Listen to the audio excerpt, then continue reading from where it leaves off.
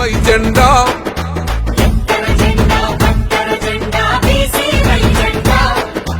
గుండెల నిండా నింపొర జెండా బీసీ వై జెండా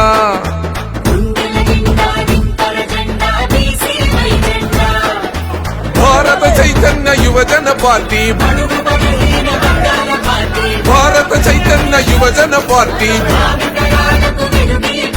పేదవాడికై పుట్టిన పార్టీ భారత చైతన్య యువజన పార్టీ పల్లె పల్లెలో వాడవాడలో జనం కోసమే పుట్టిన పార్టీ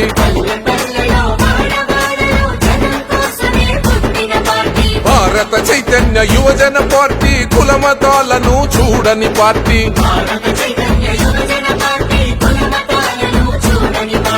ఎత్తర జెండా పట్టర జెండా బీసీ వై జెండా ఓ గుండెల నిండా నింపర జెండా బీసీ వై జెండా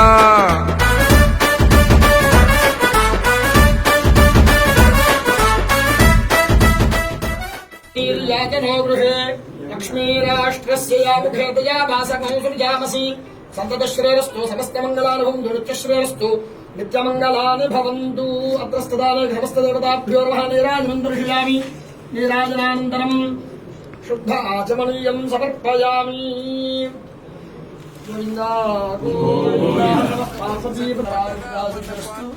సర్వదేవతానుగ్రహ ప్రసాదేన సమస్త కార్యేషు సర్వత్ర దిగ్విజయాభివృద్ధిరస్తు. ప్రతి గుండెలో చైతన్యమే రగిలించను రామన పార్టీ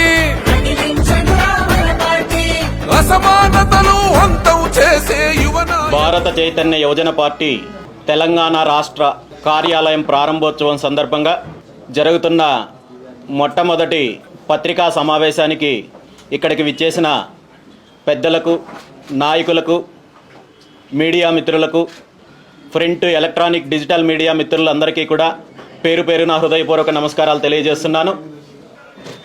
ఉమ్మడి ఆంధ్రప్రదేశ్ రాష్ట్రంలో తెలంగాణ రాష్ట్రానికి, తెలంగాణ ప్రజలకు, తెలంగాణ రైతులకు, తెలంగాణ ఉద్యోగులకు, తెలంగాణ యువకులకు అన్యాయం జరుగుతోందని, ఎంతోమంది చేసిన పోరాటాల వల్ల, ఎంతోమంది చేసిన ప్రాణత్యాగం వల్ల తెలంగాణ రాష్ట్రం ఏర్పడిందనే విషయం మనందరికీ తెలుసు.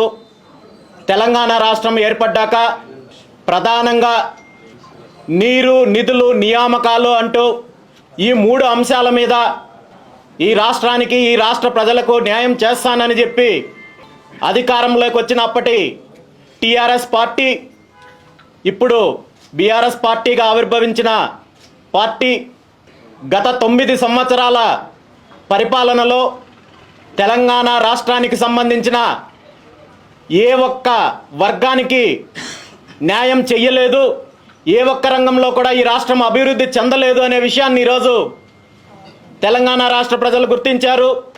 ముఖ్యంగా రాష్ట్రం ఏర్పడ్డాక గత 9 సంవత్సరాల్లో ఈ రాష్ట్రంలో ఉన్న నిరుద్యోగ సమస్య ఎలా ఉంది అనే విషయము అందరికీ తెలిసిన విషయమే. యువకులకు ఉద్యోగ ఉపాధి అవకాశాలు కల్పించడంలో కేసీఆర్ గారి ప్రభుత్వం పూర్తిగా విఫలమైంది.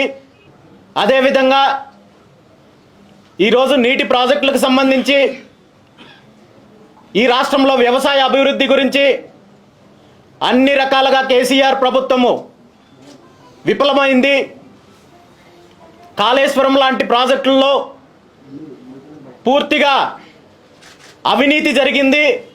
అదేవిధంగా ఈ రాష్ట్రంలో ముఖ్యంగా రాజకీయ దోపిడీ జరుగుతోందనే విషయాన్ని ఈ రాష్ట్ర ప్రజలందరూ గుర్తించారు. రాష్ట్రంలో 100కి 85% ఉన్న బీసీ, ఎస్సీ, ఎస్టీ, మైనారిటీ వర్గాలని కేవలము అధికారం కోసం, ఓటు బ్యాంక్ రాజకీయాల కోసం ఇప్పుడున్న పార్టీలు ఉపయోగించుకుంటున్నారు తప్ప ఈ వర్గాలకు అభివృద్ధి చేయడంలో, అధికారాన్ని అందించడంలో పూర్తిగా విఫలమయ్యారు.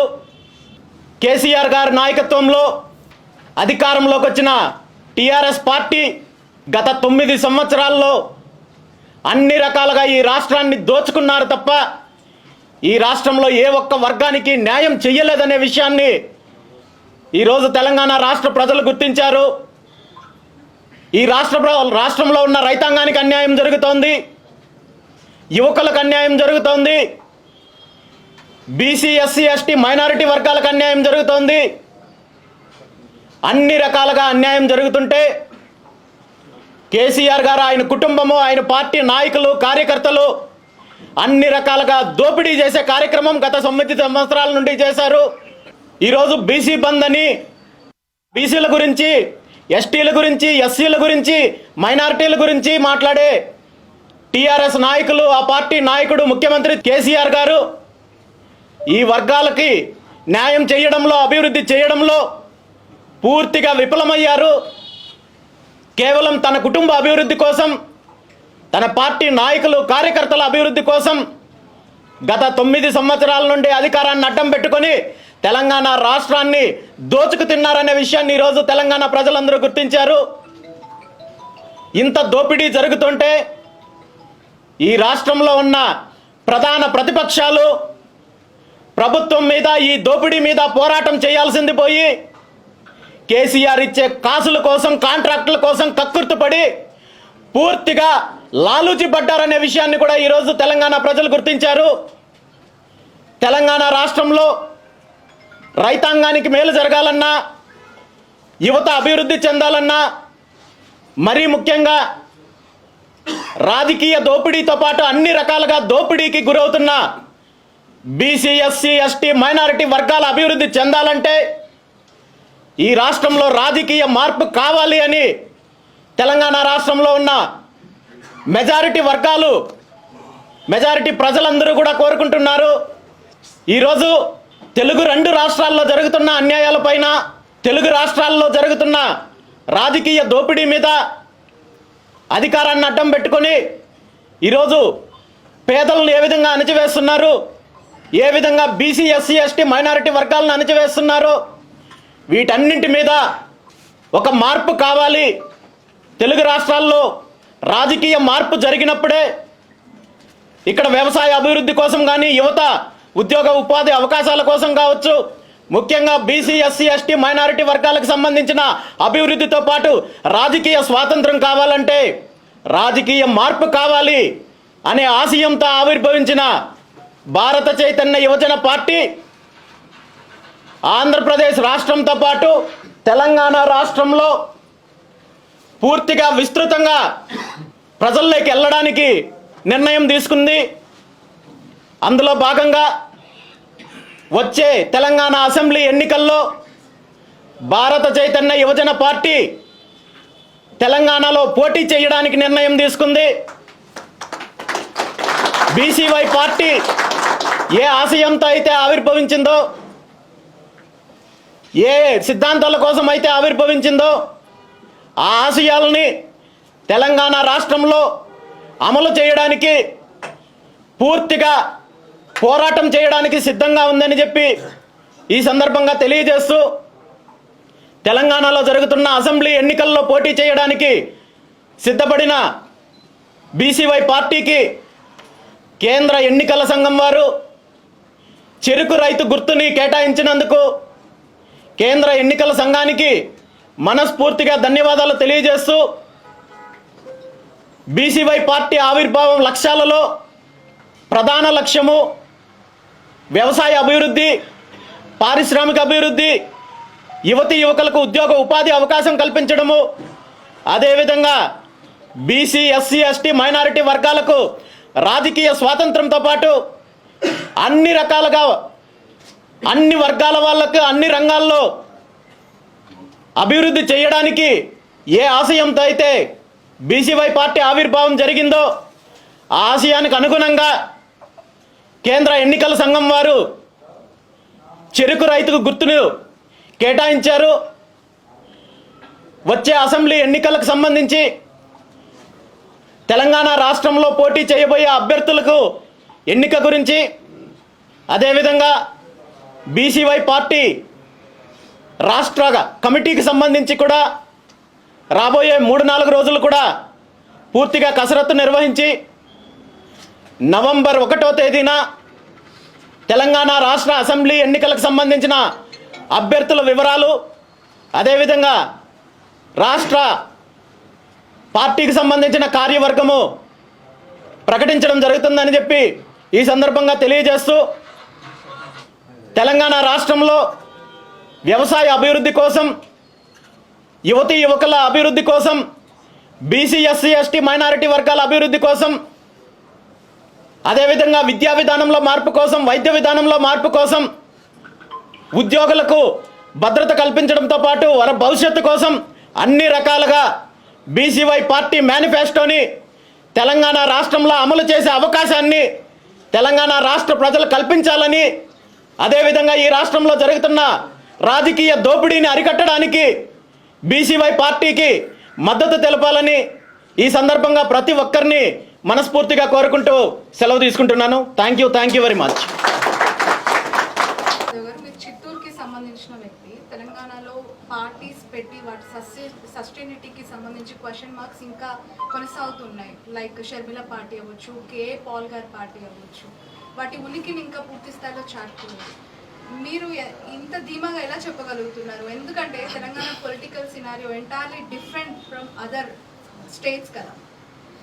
ఖచ్చితంగా అమ్మా, ఈరోజు నేను ఎక్కడి నుండి వచ్చాననేది కాదు ఇంపార్టెంట్.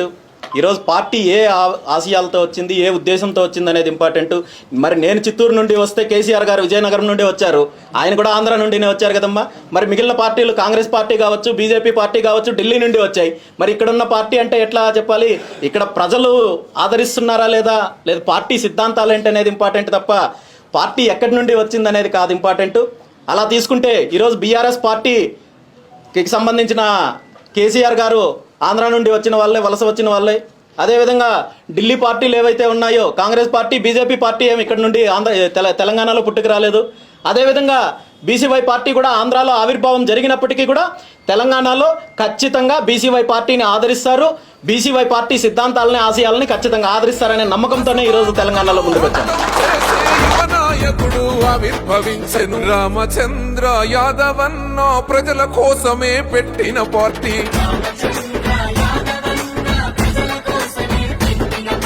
భారత చైతన్య యువజన పార్టీ జనం కోసమే పుట్టిన పార్టీ.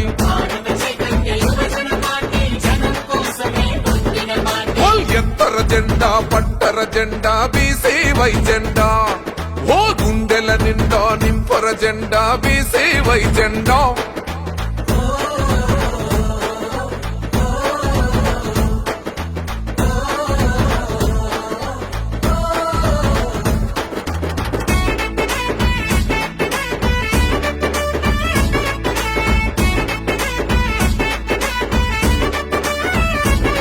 మన ఆడబిడ్డల ఆవేదనలు తీర్చగా వచ్చెను మన పార్టీ.